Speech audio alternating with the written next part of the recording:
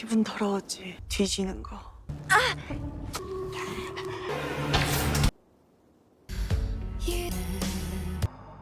Saat Sehyun masih kecil, dia merayakan ulang tahun bersama ibunya. Tapi tiba-tiba ayahnya datang dan menyeret ibunya dengan kasar. Ibunya berteriak kesakitan, tapi ibunya mengatakan ke Sehyun bahwa dia baik-baik saja. Dan Sehyun menutup telinganya agar tidak mendengar teriakan ibunya. Dia menyanyikan lagu ulang tahun sambil menangis. Sukwo datang dengan membawakan rekaman CCTV dari rute kerja dua korban, Lee Yeon-ju dan Oh Min-ho. Jung Hyun sangat bersemangat untuk mengecek rekaman CCTV itu. Dia sangat senang karena anak buahnya membantu untuk mencari tersangka pembunuhan berantai itu. Sedangkan Sehyun berencana menyewa rumah kontrakan, tapi pintu di rumah itu sedikit bermasalah. Dan walaupun perabotannya belum lengkap, Sehyun langsung ingin tinggal di sana hari itu juga. Dia hanya ingin pemilik rumah memperbaiki kunci pintu itu. Di tempat lain, pacar Oh Min-ho mengatakan kepada dua polisi, rekan dari Jung Hyun, bahwa Sehyun sangat mengerikan, karena dia tidak membiarkan Min-ho mendapatkan kasus baru. Sehyun tidak ingin Min-ho menjadi mandiri karena dia ingin Min-ho bekerja di bawah kakinya. Itu adalah kasus Nam Seun-hyuk, si pria diskotik, dan karena itu Min-ho menjadi menderita gara-gara Sehyun. Setelah pacar Min-ho pergi, mereka bingung bagaimana cara memberitahu Jung Hyun tentang itu, karena mereka tidak mau merusak suasana. Si pemilik rumah sewa itu ternyata tetangga Jo Kyun. Dia meminta tolong ke Jo Kyun untuk memperbaiki pintu rumah yang dia sewakan ke Sehyun. Mendengar penyewanya adalah ahli forensik terkenal dari Seoul, Jo Kyun pun bersedia membantunya. Tapi dia akan memperbaiki pada malam hari setelah pulang dari luar kota. Si pemilik rumah itu tidak keberatan, dia justru sangat senang karena Jo Kyun mau membantunya. Sehyun keluar dari rumah yang baru disewanya, dia pergi ke tempat TKP mayat mutilasi Oh Min-ho. Saat Sehyun melihat poster pencarian orang, dia membayangkan dirinya yang masih kecil membawa koper dan menempelkan poster pencarian orang itu. Dia ingat saat kecil, dia melihat mayat ibunya di dalam kamar, kemudian ayahnya mendatanginya. Sehyun sangat ketakutan, kemudian dia mengambil lap dan membersihkan bekas darah yang menempel di lantai. Sepertinya Sehyun terpaksa membersihkan noda darah itu agar ayahnya tidak membunuhnya. Sehyun kemudian naik bis umum. Di dalam bis, dia ingat saat Min-ho berada di bis itu. Di saat itu dia melihat ada sosok pria memakai topi, dan pria itu sama seperti saat dia bersama Min-ho waktu di bis itu. Sehyun sangat ketakutan. Kemudian pria itu pindah duduk di belakangnya. Pria itu adalah Jo Kyun dan dia memanggil Sehyun dengan nama Seun.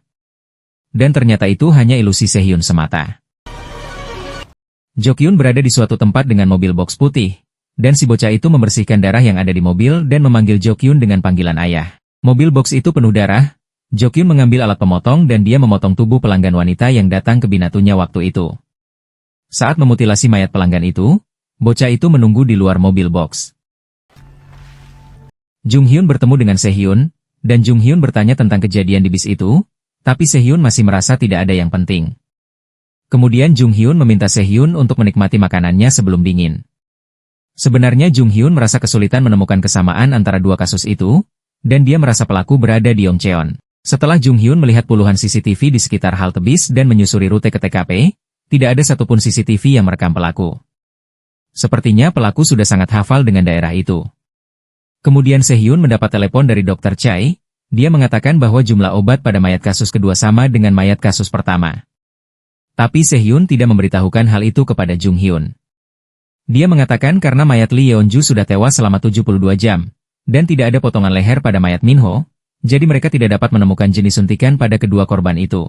Sehyun menutupi apa yang dia ketahui tentang pelaku, karena dia ingin menemukan pelaku terlebih dahulu.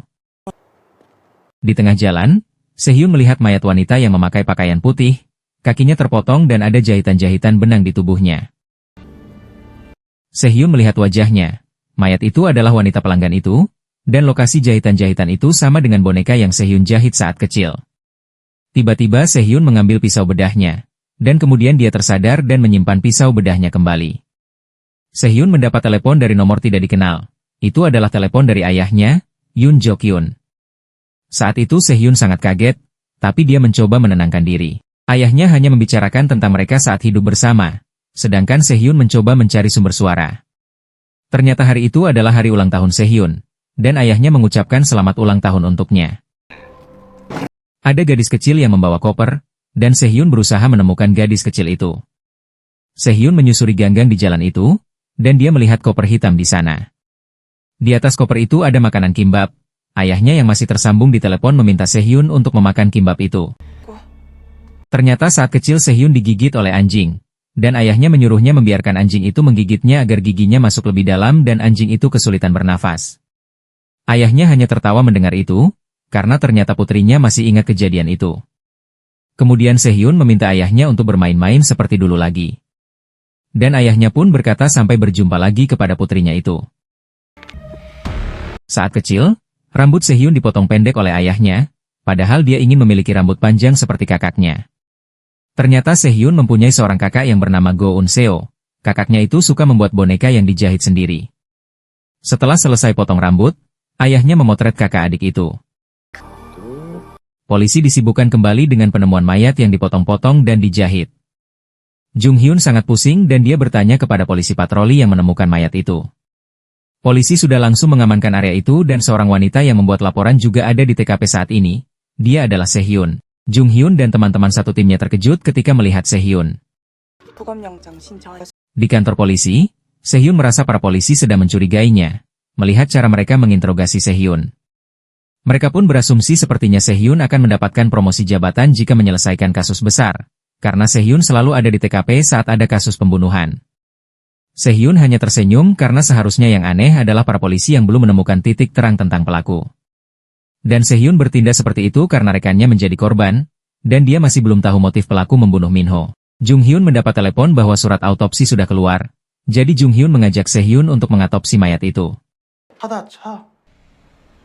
Jung Hyun meminta maaf karena sikap satu timnya yang seperti mencurigai Sehyun. Mereka hanya sangat sensitif karena belum menemukan petunjuk apapun.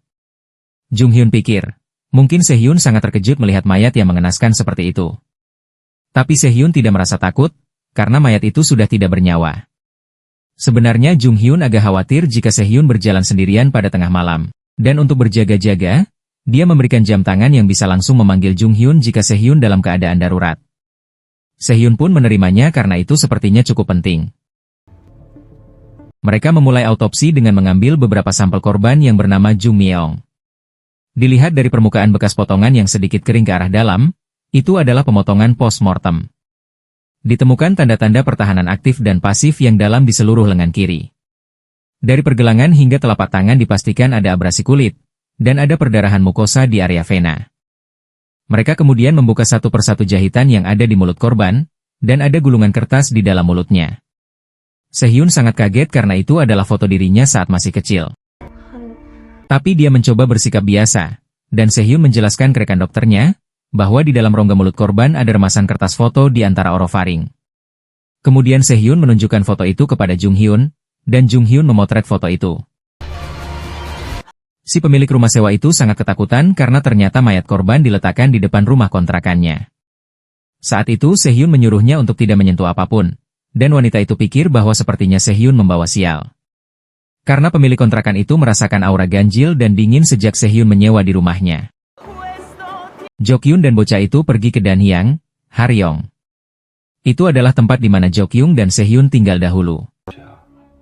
Jung Hyun pikir, pelaku pembunuh berantai biasanya suka pamer, dan anak ini pasti punya hubungan erat dengan kejahatan. Tanah dari kasus Lee Yeon-ju juga ditemukan kandungan natrium. Artinya, lokasi kejadian merupakan daerah yang banyak mengandung garam. Dari jenazah Oh Min Ho juga ditemukan laks. Itu seperti kasus tong biru yang terjadi di pelabuhan Cheongun pada tahun 1999. Di dalam tong biru itu terdapat potongan tubuh yang dibersihkan dengan laks, dengan menggunakan sikat pembersih.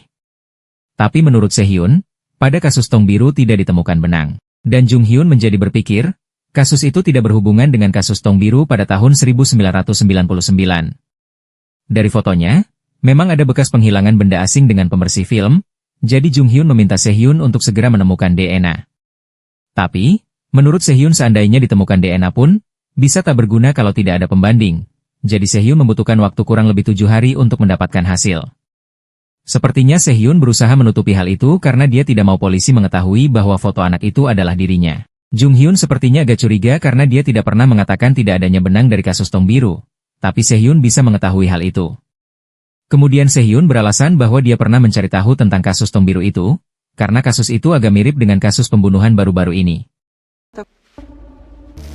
Para polisi mengadakan rapat karena mereka mendapatkan petunjuk foto anak itu adalah kuncinya. Tapi menurut Kepala Hong, tidak masuk akal untuk menyelidiki anak hilang saat ini. Tapi menurut Jung Hyun, ada kemungkinan sidik jari tak beridentitas dari dua kasus ini adalah milik anak yang hilang itu. Kemudian Jung Hyun juga akan mengulik kasus tak terpecahkan dahulu, yaitu kasus tong biru.